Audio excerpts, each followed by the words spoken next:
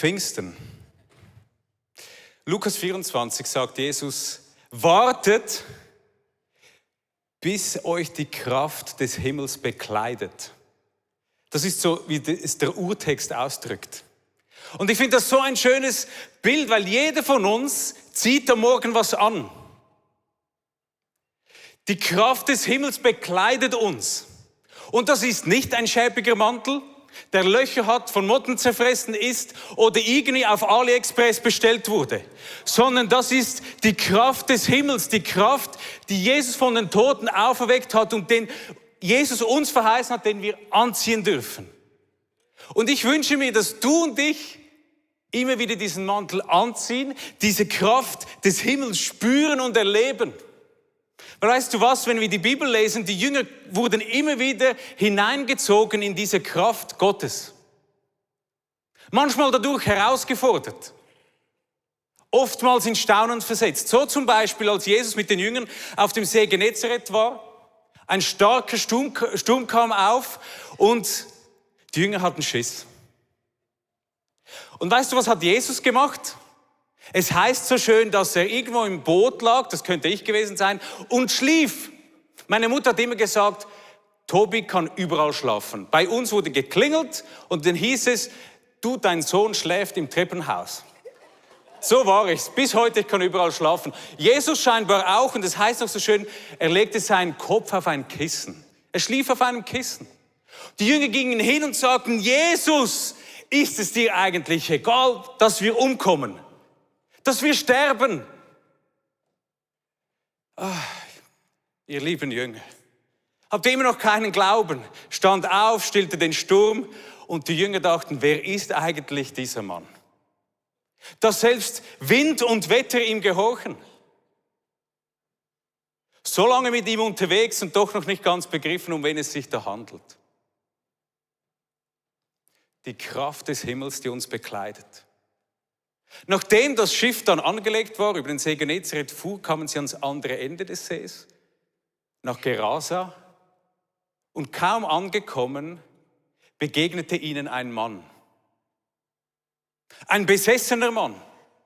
Ein schrecklicher Mann, der furchtbar aussah. Nicht schön anzusehen, nicht sehr freundlich.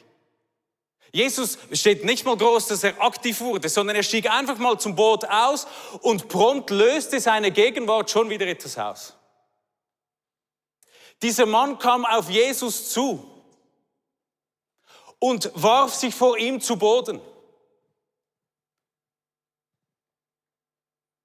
Der Mann, der besessen war von einer, das heißt, der Name der Dämonen war Legion. Eine Legion war so die größte Einheit des römischen Heeres, 6000 Soldaten. Das heißt eigentlich einfach, viele Dämonen hatte dieser Mann. So viele Dämonen, dass dieser Mann in Grabstätten wohnte. Niemand ihn bändigen konnte. Niemand stark genug war, ihn in den Griff zu kriegen. Da kommt dieser Jesus und der Mann wirft sich zu Boden. Und die Dämonen sprechen mit Jesus. Es geht so weit, dass die Dämonen betteln, töte uns nicht, lass uns noch hier, damit wir zumindest in diese Schweineherde da drüben fahren können, etwa 2000 Schweine. Und in der Theologie ist es nicht so klar, warum hat es da überhaupt Schweine? Es war ein römisch geprägter Ort, ziemlich sicher, mit griechischem Hintergrund. Und die Theologie geht auseinander. Die einen sagen, ja, das ist so wie ein Drogenhandel gewesen, diese unreinen Tiere, die man da heimlich züchtete und verkaufen konnte. Einige sagen, ja, wahrscheinlich starben nicht die Schweine im See, sondern die Dämonen in den Schweinen, vielleicht beide miteinander. Und andere sagen, es ist ein geistliches Bild dafür, was Jesus am Ende der Zeit mit dem Teufel und seinen Dämonen macht, wenn er sie in den Feuersee wirft. Also was auch immer das, oder die Erklärung ist und der Grund, dass Jesus das erlaubte, schlussendlich wurde der Mann befreit und sah plötzlich wieder freundlich aus. Gut angezogen und irgendwie auf eine Art und Weise, wie er vorher nicht gewesen ist. So, dass die Menschen, die ihn sahen, sagten, ja, ist das wirklich der? Warum ist er jetzt plötzlich so anständig? Warum hat er ein anderes Wesen? Wer ist das? Und wer ist dieser Jesus?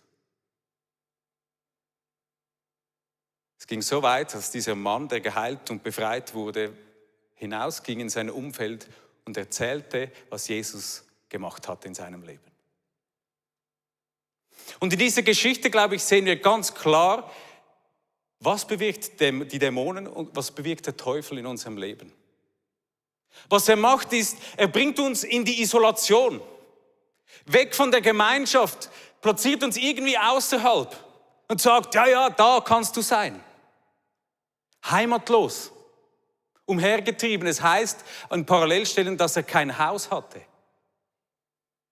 Ziemlich alleine. Nicht Herr seiner Sinne. Dämonen verändern das Wesen. Das heißt, dieser Mann war bösartig. Nicht angenehm. Er war unrein, weil er bei diesen Grabhöhlen unterwegs war und er zerschlug sich selbst immer wieder mit Steinen. Der Teufel versucht immer wieder, dich und mich und die Menschen, die Jesus nicht kennen, und vielleicht gehörst du heute Morgen dazu, dass du dich selbst schlägst, weil deine Ebenbildlichkeit und deine wahre Identität in Jesus Christus nicht zum Vorschein kommen soll. Dass du nicht in deiner Bestimmung lebst, sondern abgesondert, fremdartig, irgendwo ohne Heimat bist. Aber was macht der Heilige Geist? Der sagt, ich mache dich zu Hausgenossen Gottes. Ich lasse dich nicht alleine zurück als Waisenkind. Ich gebe dir oder ich wohne in dir jederzeit. Ich bringe dich zurück in die Gemeinschaft. Darum ist Kirche auch wichtig, weil wir eine Familie sind, weil wir einander brauchen. Das ist ganz wichtig. Der Heilige Geist macht uns nicht bösartig, sondern die Frucht des Geistes gestaltet uns um, dass wir Jesus Christus ähnlicher werden. Wir werden plötzlich angenehmer. Das sieht man sogar am Äußerlichen. Das drückt von unserem Herzen nach außen. Er hat das Problem der Unreinheit beseitigt. Und er gibt uns Hoffnung auf das ewige Leben, weil es heißt, es ist unsere Garantie, dieser Geist Gottes ist die Garantie, das Siegel, damit unsere Zukunft geklärt ist. Er arbeitet komplett anders wie die Dämonen. Er wird zu unserem Lehrer. Und Johannes 16,13 lesen wir, dass wenn der Geist der Wahrheit kommt, wird er uns in alle Wahrheit führen. Ja, ihr dürft vorkommen. Sie haben schon mal überlegt, ob das dieser Vers ist. Der Geist der Wahrheit, der uns in die Wahrheit führt. Ich würde sagen, das ist so die Zusammenfassung, wie der Geist in uns wirkt. Er wirkt in uns, dass wir in die Wahrheit des Lebens reinkommen. Damit wir in die Wahrheit unserer Identität reinfinden. Damit wir in die Wahrheit des Wesens Gottes reinfinden und dass wir in der Wahrheit der Geschichte Gottes unseren Platz finden. Gott führt uns durch den Geist in alle Wahrheit. Und verstehst du, wenn wir diese Geschichte hören, die wir jetzt in Markus 5 zum Beispiel lesen können und da beobachten, was da passiert ist, so ist es vielleicht den Jüngern auch gegangen. Es steht nicht, dass die Jünger aktiv wurden. An anderen Stellen wurde den Jüngern Verantwortung übertragen, aber da sind sie scheinbar stille Beobachter. Und schauen mal, was Jesus macht. Was tut er?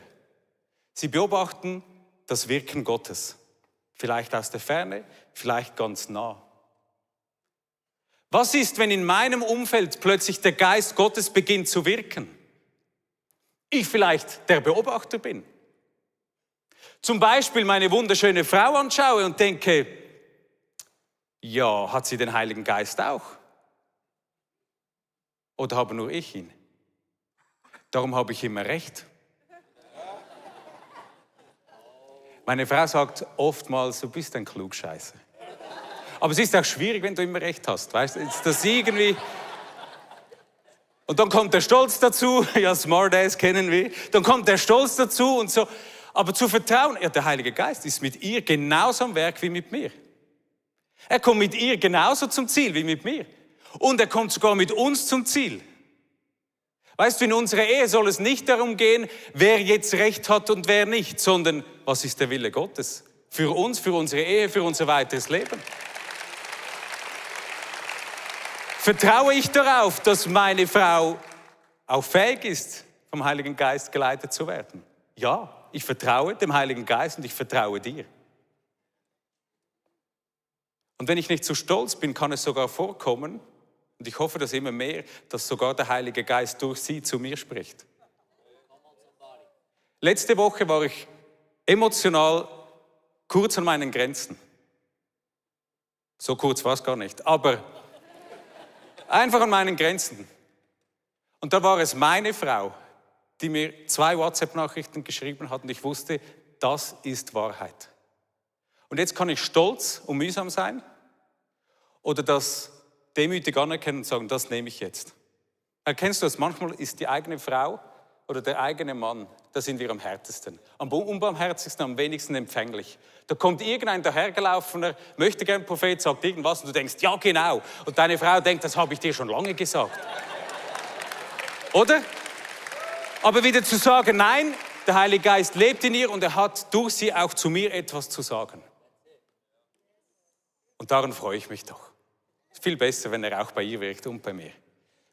Oder es kann auch sein, dass wir mit Menschen unterwegs sind. Geistliche Kinder, biologische Kinder, wie eine wunderbare Tochter. Das ist Noel. Und Noel ist 14 Jahre alt. Und Noel, nur schon von der Größe siehst du, er ist eher ein geistliches Kind als ein biologisches Kind. Aber Noel hat Hunger nach Jesus.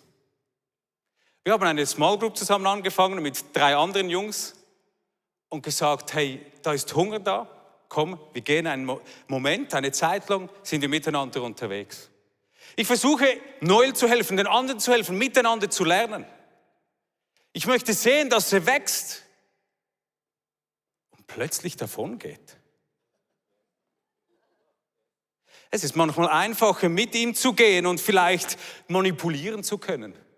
Immer zu sagen, was Gott jetzt mir gesagt hat, sollst du tun. Aber wie wäre es, wenn ich plötzlich merke, nein, ich möchte, dass Noel, dass meine geistlichen Kinder, dass meine biologischen Kinder befähigt werden, dem Heiligen Geist auf seine Stimme zu hören und selbstständig zu laufen und mit Christus connected zu sein.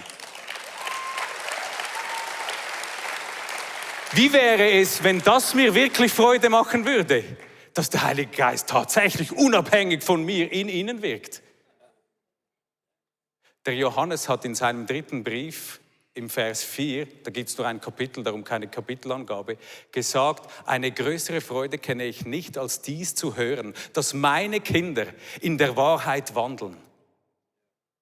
Also scheinbar musste seine Freude so groß sein, dass er sah, hey, mit den Menschen, mit denen er unterwegs ist, die wandeln in der Wahrheit, die lassen sich vom Heiligen Geist führen und leiten und sind befähigt, seine Stimme zu hören.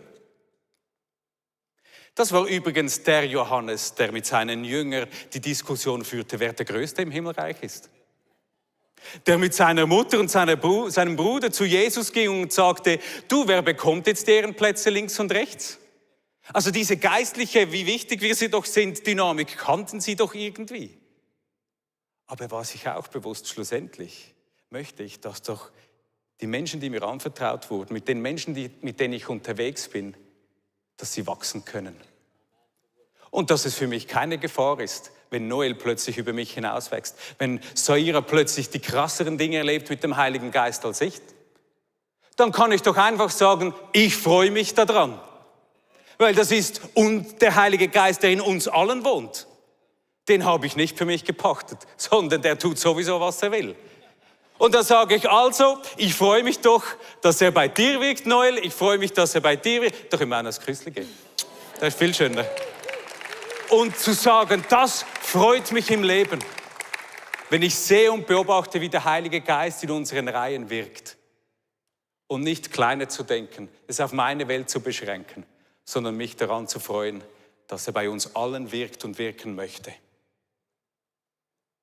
Und auch ich komme nicht zu kurz. Der Heilige Geist, die Kraft Gottes, das Wirken von Jesus Christus wurde auch im Gerasener persönlich ganz sichtbar. Er steht so im Mittelpunkt der Geschichte. und erlebt diese ganz umgestaltende Kraft Gottes am eigenen Leib und in der eigenen Seele. Und manchmal bist du dieser Gerasener, der vom Beobachter plötzlich in diese Hauptrolle, oder wie sagt man, das ist die zweite Hauptrolle oder so. Jesus spielt die Hauptrolle, aber plötzlich handelt Gott an dir. Du bist nicht mehr Beobachter, sondern du merkst, dass Gott jetzt Raum einnimmt in deinem Leben. Der Heilige Geist wirkt. Und oftmals ist der Heilige Geist stiller, als wir glauben und ihn erwarten.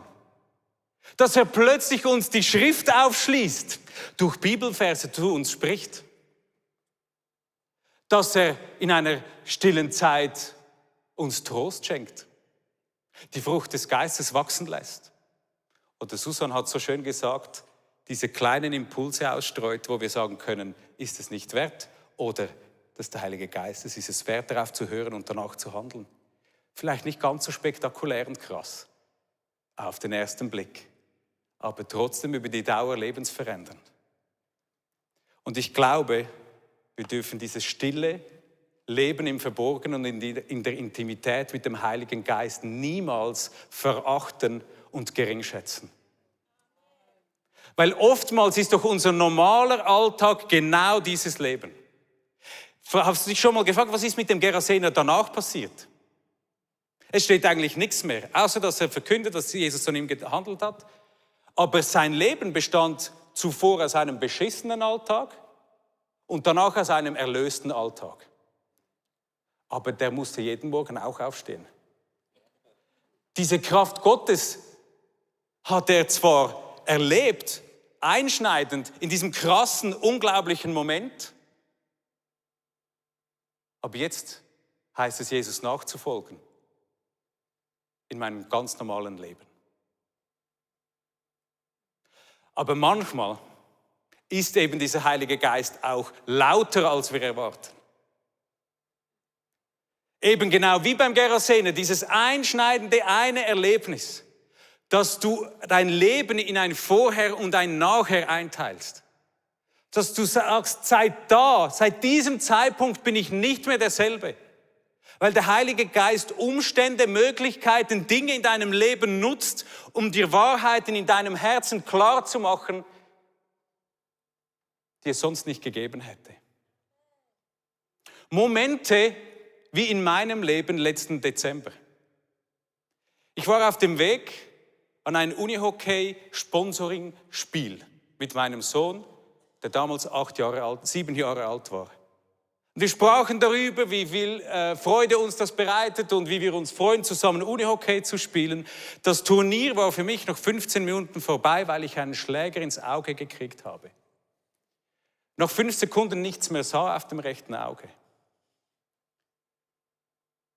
Ich ließ meinen Sohn bei diesem Turnier zurück, wurde in den Spital gefahren. Ich habe ein paar Bilder mitgebracht. So ist manchmal die Schießinfusion. Weißt du, du lebst im Spital und ich weiß, dass mein Unfall ist nicht der schlimmste. Ich weiß, es gibt viele Menschen, denen es viel schlimmer als mir damals. Ich war mir das schon bewusst da. Ich habe mit den Menschen gesprochen und denke, da bin ich aber noch gut davon gekommen. Und natürlich hoffe ich, dass ich wieder sehen kann und all diese Dinge. Und ich sehe heute auch wieder, ich spiele wieder Unihockey und ich bin Gott sehr dankbar für das. Aber in solchen Phasen kann Gott Dinge an deinem Herzen formen durch den Heiligen Geist, die er sonst nicht auf die gleiche Art und Weise tun kann. Ich hatte eigentlich nie Schmerzen im Auge. Das Schlimmste waren für mich die Infusionen. Nicht unbedingt, weil ich so Angst habe vor Nadeln, aber das Problem war, ich hatte in diesen 8 Tagen Spitalaufenthalt etwa 6 oder 7 oder 8 verschiedene Zugänge. Weil mein Körper irgendwie auf dieses Medi, auf diese Nadeln, was auch immer reagiert hatte und mir verhärtete die ganzen Unterarme, es tat sehr fest weh. Sie konnten sich nicht erklären, warum das so war. Und immer wieder kamen sie, stachen da rein, jedes Mal mussten sie es etwa 4-mal probieren und es war wirklich schlimm. Und dann in der Nacht war es so weit, da kam die Infusion immer so eine halbe Stunde das eine Medium, eine halbe Stunde das andere. Und es war eine halbe Stunde und dann die nächste halbe Stunde einfach nur Schmerzen. Vielleicht kennst du das Schmerzen, wie wenn dir Säure in die Adern fließen. Kochendes Wasser über den Unterarm fließt. Und solche Schmerzen, vielleicht kennst du das, dass dir einfach irgendwie die Tränen kommen, weil du denkst, ich glaube, jetzt drehe ich dann gleich durch.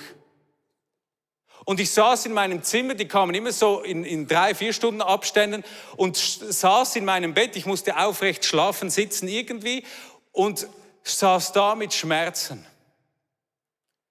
Ich konnte nicht wirklich gut lesen, ich konnte Hörbibelbücher und all das Zeugs lesen. Nochmals bitte das Bild aus dem Spital. Und ich schaute in diesem Moment des Schmerzens auf meinen Nachttisch, dieses unten rechts, und schaute meine Bibel an. Und dann habe ich zu Jesus gesagt, gell Jesus, du bist eben gleich alles, was ich brauche. Und verstehst du, das habe ich gewusst. Das war mir irgendwie schon klar. Aber in diesem Moment habe ich es erlebt. In diesem Moment habe ich es gespürt. In diesem Moment wusste ich, dass ich nicht angewiesen bin auf ein gesundes Auge, sondern dass ich angewiesen bin auf diesen Jesus Christus.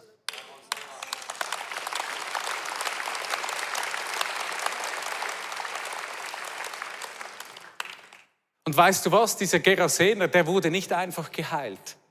Der wurde nicht einfach befähigt, ein angenehmeres Leben zu führen, sondern der kapierte plötzlich, wer da vor ihm steht. Die Identität von Jesus wurde plötzlich herausgestellt, sichtbar. Es steht am Schluss des Berichts, oder im Lukas-Evangelium ist es so übersetzt: Kehre in dein Haus zurück und erzähle, wie viel Gott an dir getan hat. Und er ging hin und rief aus durch die ganze Stadt, wie viel Jesus an ihm getan hatte. Verstehst du, für uns? Ja, ist ja klar. Aber damals, wer ist denn dieser Jesus? Das ist Gott, der auf die Erde kam, den Menschen begegnete, sie in Freiheit führte und ein Vorher und Nachher erschuf. Die Zeitrechnung angepasst wurde. Die Dämonen sahen von Weitem, da kommt dieser Jesus und sagten, was haben wir mit dir zu schaffen, du Sohn des Allerhöchsten? Die Identität Jesus spielt eine Rolle. Dieser Mann, der geheilt wurde, erkannte plötzlich diesen Mann, der von sich selbst behauptete, ich bin der Weg, ich bin die Wahrheit und ich bin das Leben. Er trat ein in diese Wahrheit von Jesus Christus. Er trat ein in diese Gegenwart Gottes, diese Identität von Jesus Christus, der später all das auf sich nahm, was der Gerasener selbst durchlebt hatte. Jesus, der aus der Stadt hinausgeführt wurde, auf einen Berg, wo er gekreuzigt wird. Er schlug sich nicht selbst, wurde von den Römern ausgepeitscht, mit Knochen und Eisenstücken geschlagen, sein Fleisch wurde von den Knochen gerissen. Er wurde geschändet. Die Propheten haben gesagt, er war nicht mehr schön anzusehen oder wird nicht mehr schön anzusehen sein. Er wurde geschändet.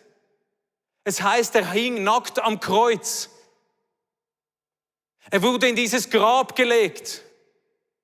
Und er hat das alles freiwillig gemacht. Nicht, weil er gesagt hat, jetzt hat der Teufel gewonnen. Jetzt haben die Dämonen Überhand genommen. Sondern weil er gesagt hat, genau so wird mit Schuld gehandelt. Genau so wird Identität geschaffen. Genau so werden Dämonen abgefertigt. Genau so passiert Wiederherstellung in deinem Leben. Wegen diesem Kreuz, wegen diesem Jesus, der alles für uns auf sich genommen hat. Und uns zurückführt in unsere Identität. Wieder führt in die Gemeinschaft. Uns eine Heimat gibt. Und sagt, genau so habe ich mir gedacht, das bist du, geschaffen nach dem Ebenbild Gottes. Und ich lasse dich Anteil bekommen an meiner göttlichen Natur. Und du und ich, wir haben heute die Chance zu sagen, ja, Heiliger Geist, ich möchte, dass du mich in alle Wahrheit führst. Ich möchte, Heiliger Geist, dass du mich wieder zu diesem Kreuz hinführst, damit ich verstehen kann, wer dieser Jesus ist. Und wenn du heute Morgen hier bist und hast das Gefühl, begriffen zu haben, wer Jesus ist, dann Prost Nägeli, das haben wir noch lange nicht begriffen. Aber wir wollen doch nie aufhören zu verstehen, wer er wirklich ist. In seiner Tiefe, in seiner Weite, in seiner Schönheit. Sagen, Jesus, wer bist denn du? Heiliger Geist, offenbare es mir. Und ich möchte dich einladen, aufzustehen. Weil jeder von uns lebt in Teilen seines Lebens nicht so, wie Gott sich das gedacht hatte.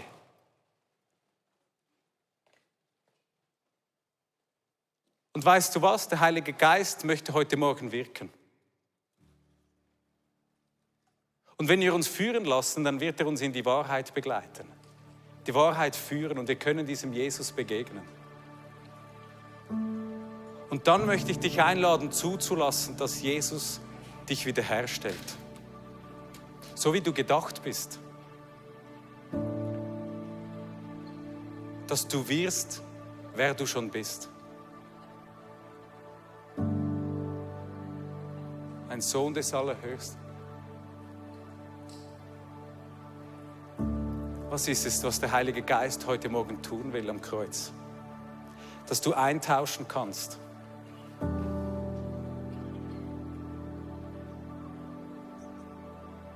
Ist es Angst, deine Kinder loszulassen? Weil die Welt auch so böse ist.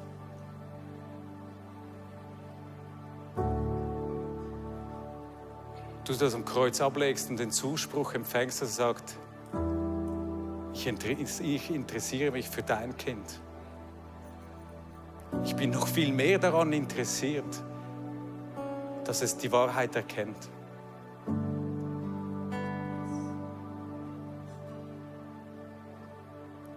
Bist du vielleicht heimatlos? Hast zwar Menschen um dich herum, aber fühlst dich trotzdem alleine. Schottest dich ab, ziehst dich zurück. Und Jesus sagt dir am Kreuz, hey, ich möchte dir wieder Heimat geben. Ein wahres Zuhause. Deine Ablehnung kannst du am Kreuz lassen. Ich gebe dir Annahme.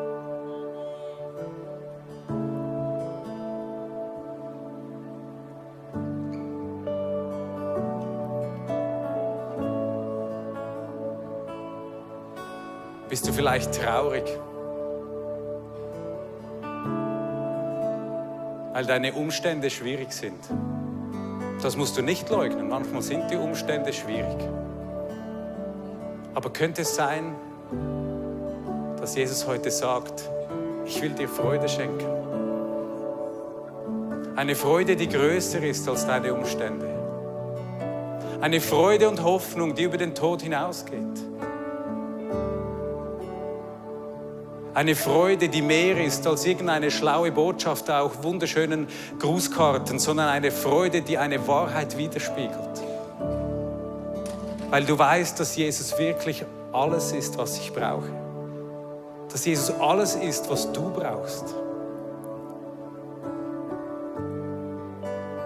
Ist es Sklaverei, eine Sucht in deinem Leben, ein zwanghaftes Verhalten?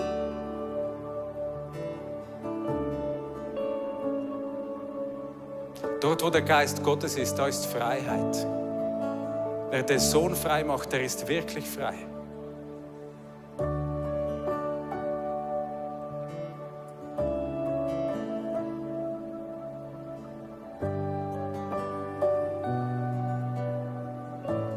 Leg die Sklaverei nieder am Kreuz und empfange Freiheit.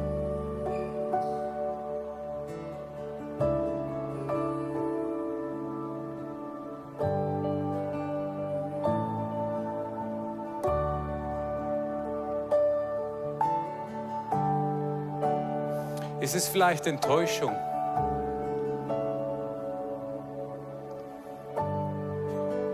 Weil du denkst, der Heilige Geist ist zu leise. Oder der hat sich schon lange abgemeldet. der sieht mich gar nicht. Aber du eigentlich tief im Herzen eine Sehnsucht spürst. Ich möchte mehr von diesem Jesus. Ich möchte nicht nur wissen, wer er ist, ich möchte ihn erkennen in seiner ganzen Tiefe. Dass mein Herz so richtig ergriffen ist und wieder neu zu brennen beginnt.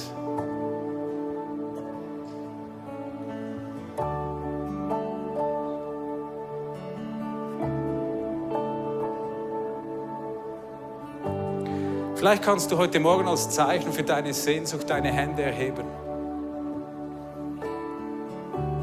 Einfach zu sagen, hallo Jesus, da bin ich und ich brauche dich. Ich weiß nicht so genau, was du tun willst, aber ich vertraue dir.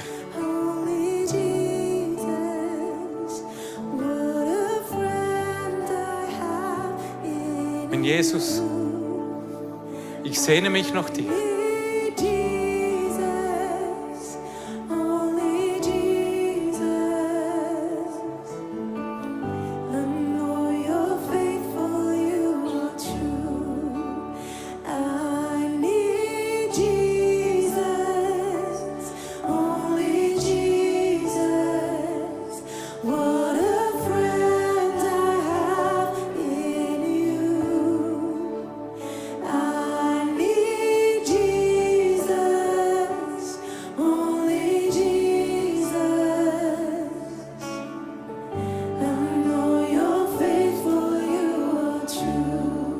Jesus, du bist das Wort Gottes.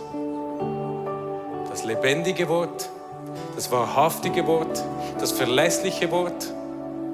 Du bist treu.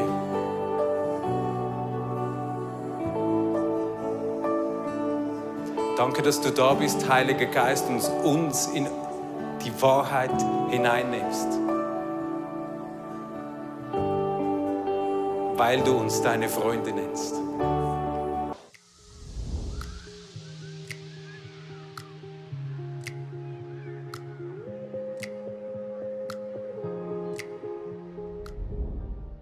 Schön, dass du dabei warst. Ich hoffe, dass die Predigt dir geholfen hat und du viele Dinge auch für deinen Alltag umsetzen kannst. Wir würden wirklich gerne mehr von dir erfahren. Vielleicht hast du Fragen, was beschäftigt dich? Dann besuch uns doch auf unserer Homepage icf.ch/connect. Dort erfährst du auch, was uns als Community eigentlich ausmacht. Alles, was du hier siehst, hat zu tun, viele Volunteers, sie haben ihre Talente investiert, ihre Zeit investiert, auch ganz konkret Finanzen, weil ohne Finanzen ist das alles gar nicht möglich. Ja, und das hier ist unsere Einladung an dich, Teil von diesem Großen zu werden, was Gott tut, auch mit deinen Finanzen, weil es ist so viel Technik, es sind so viele Investments, die wir machen, dass das alles möglich ist. Und mit deinen Finanzen kannst du da einen Unterschied machen. Und noch eine kleine Sache, abonniert den Kanal, macht einen Daumen hoch, schreibt was in den Kommentar rein, weil es wird uns helfen, dass Leute plötzlich von dieser Sendung hören, weil wir wollen ja die beste Botschaft rausbringen an Menschen, die noch nie von diesem Gott gehört haben.